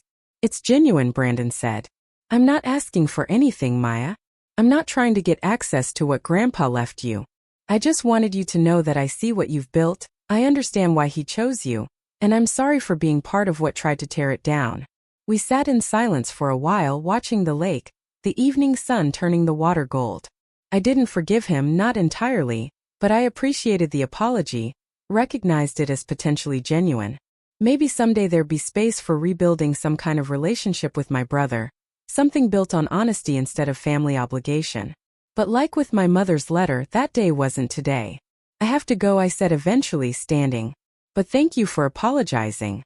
It matters, even if I'm not ready to do anything with it yet." "That's fair," Brandon said. He handed me a business card with a personal email address written on the back.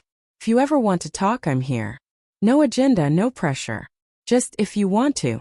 I took the card, tucked it into my pocket, and walked away. The sun was setting as I drove back to Capitol Hill, painting the sky in shades of orange and pink that reflected off the glass towers of downtown. The city was beautiful in that light, full of possibility and complexity, home in ways that had nothing to do with family and everything to do with choice. Fall arrived, the first anniversary of taking control of the trust, a full year of building and learning and discovering what it meant to be responsible for something bigger than myself. I marked the occasion quietly, having dinner with Vanessa and Marcus and a few of the artists from the studio, people who'd become my chosen family, who showed up because they wanted to rather than because they had to. We ate at a small restaurant in Ballard, near the house my grandfather had built, the neighborhood he'd called home for 50 years. After dinner I walked to the house alone, standing across the street, looking at the lit windows and the family inside. Strangers now, tenants who rented the space and built their lives there. The house looked happy, if buildings could look happy, well maintained and loved, serving the purpose it was built for. That's what my grandfather had wanted, I realized. Not monuments to his success or legacy projects with his name carved in stone. Just spaces where people could live and create and build community. Places that served rather than extracted. I'd spent a year trying to honor that vision, and I thought maybe I was succeeding. The properties were stable, the tenants were happy, the community studio was thriving. I hadn't maximized profit or pursued aggressive development or done anything my father would consider smart business. But I'd built something real, something sustainable, something that made the city a little bit better. My phone buzzed with a message from Vanessa. The prosecutor's office called today. They got an anonymous tip about real estate fraud and wanted to know if I had information about Robertson. I stared at the message, understanding flooding through me. Someone had reported my father, triggered an investigation that had nothing to do with me. The evidence I'd held for a year, the leverage I'd chosen not to use, might become irrelevant if prosecutors pursued their own case. I called Vanessa immediately. "What did you tell them?" "Nothing," she said. I told them I'd need to consult with my client before discussing any potential evidence. But Maya, if they're investigating, they're going to find things. Your father's fraud wasn't subtle. There are records, paper trails, forged documents. If they look closely, they'll build a case with or without your help. Do I have to cooperate? I asked. Can I just stay out of it? You're not obligated to volunteer information, Vanessa said. But if they subpoena you, if they ask direct questions under oath, you'll have to be truthful. You can't lie to protect him, and you can't hide evidence of crimes if they specifically request it. So it might come out anyway, I said. Everything I've been holding, everything I chose not to use, might become public through an investigation I didn't start. Exactly, Vanessa confirmed. The question is, do you want to cooperate voluntarily or wait and see what happens? If you cooperate, you have some control over the narrative, you can explain your position. If you wait for a subpoena, you're just responding to their questions with no context. I thought about my grandfather, about the journal entries documenting his son's fraud, about how he'd gathered evidence but never used it, trusting me to make the right choice. He'd wanted me to have the option, the power to defend myself if necessary. But he'd also trusted my judgment about when and how to use it. This investigation wasn't my choice, wasn't my action. Someone else had triggered it. Someone else had decided Robert Chen deserved to face consequences. Maybe that freed me from the responsibility of being the one who destroyed him. Maybe that gave me permission to simply tell the truth without bearing the weight of revenge. I'll cooperate, I told Vanessa. If they ask, I'll provide the evidence. I'll explain what I found, what my grandfather documented, why he gathered it. But I'll also make clear that I wasn't pursuing charges, that I was trying to protect myself rather than punish him. Can you set up a meeting? Vanessa promised she would, and 3 days later I sat in a conference room at the King County Prosecutor's office, facing 2 attorneys and a financial crimes investigator, walking them through everything I'd found in the storage unit. They took notes, asked clarifying questions, requested copies of documents I'd brought. Their expressions remained professionally neutral, but I could see the interest, the recognition that this was significant evidence supporting their broader investigation.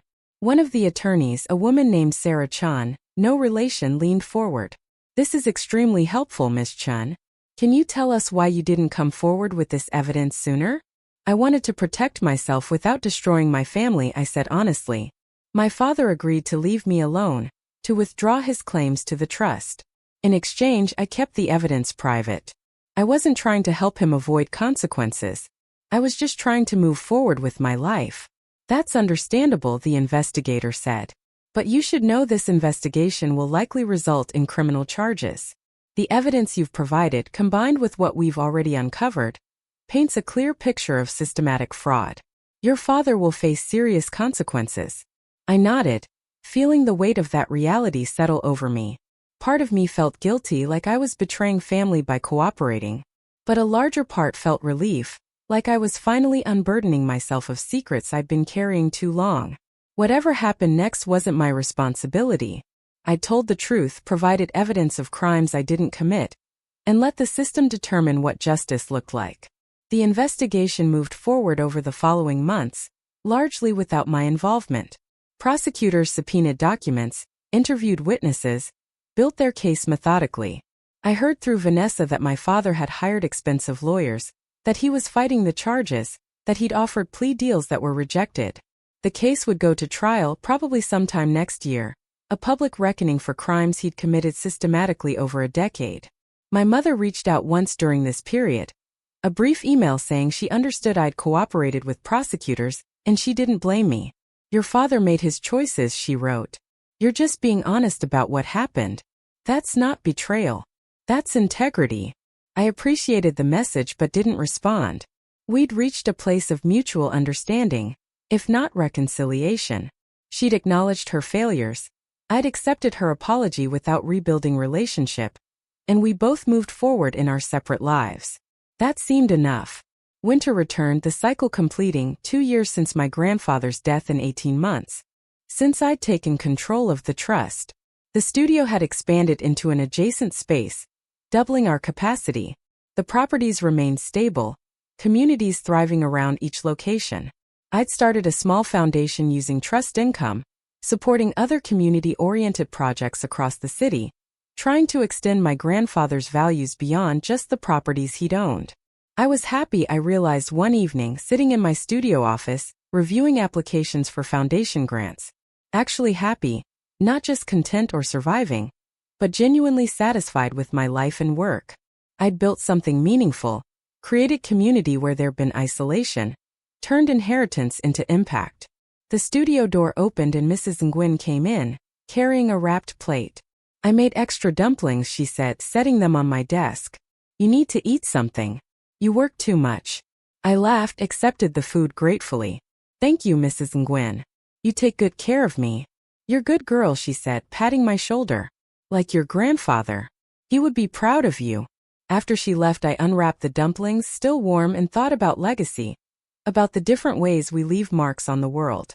My father had built towers and developments, structures with his name on them, monuments to success measured in square footage and property values.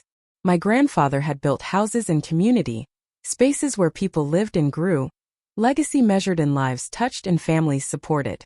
I was trying to build something that honored the second approach, that valued impact over recognition, community over profit, meaning over monument.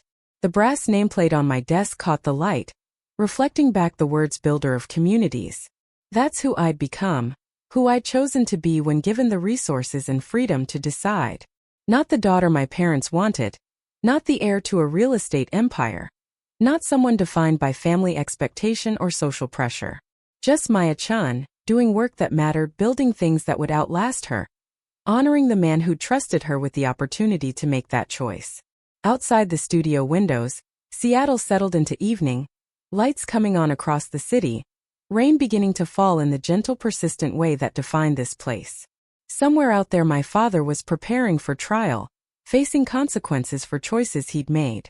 Somewhere my mother was rebuilding her life without him, figuring out who she was independent of his success. Somewhere my brother was deciding what kind of person he wanted to become. They were all on their own journeys, dealing with their own consequences, and I'd finally learned that wasn't my responsibility. I was responsible for my own choices, my own path, my own definition of success. Everything else was just noise, distraction from the real work of building a life worth living. I finished the dumplings, sent a quick thank you text to Mrs. Nguyen, and returned to reviewing grant applications. Tomorrow would bring new challenges, new opportunities, new moments to choose who I wanted to be. But tonight I was exactly where I needed to be, doing exactly what mattered, building exactly what my grandfather had trusted me to build. And that was more than enough. It was everything. Up next, you've got 2 more standout stories right on your screen. If this one hit the mark, you won't want to pass these up. Just click and check them out.